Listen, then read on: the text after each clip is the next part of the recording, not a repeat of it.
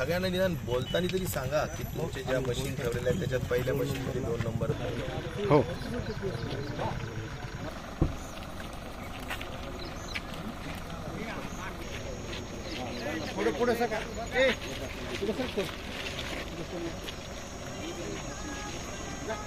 सर्वप्रथम तर मी भारतवर्षाच्या भारत देशाच्या सर्व यांचं अभिनंदन करेल. खूप उत्साहाने या सगळ्या लोकशाहीच्या उत्सवामध्ये सहभागी होत आहेत आणि रांगाच्या रांगा लागलेल्या आहेत. मला वाटतं की प्रचंड उत्साह आहे लोकांच्या मनात आणि तेवढाच सध्याच्या सरकारच्या विरुद्ध रागसुद्धा आहे. कारण महागाई असेल, बेरोजगारी असेल, दिलेले शब्द न पाळण्याचा विषय असेल आणि सगळ्यात महत्त्वाचं फोडाफोडीचं झोडाझोडीचं राजकारण जे चाललेलं आहे, ह्या सगळ्याच गोष्टींचा लोकांच्या मनात नक्कीच राग आहे आणि त्यामुळे लोक उत्साहाने मतदान करतायत असं मला तरी या ठिकाणी चित्र दिसतं आहे. भैया, परभणी लोकसभेसाठी तिरंगी लढत होत आहे.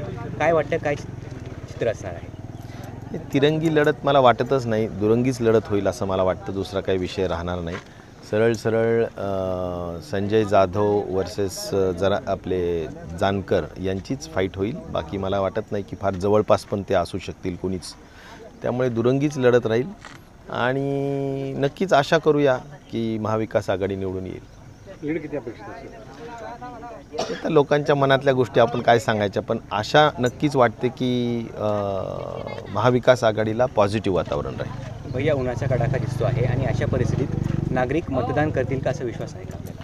नाही, 100% लोकांचं मी आता तेच म्हणतोय की लोकांच्या मनात प्रचंड उत्साह आहे आणि लोकांना असं वाटतं की आपले प्रश्नांची सोडवणूक या मतदानाच्या माध्यमातूनच आपल्याला करता येईल.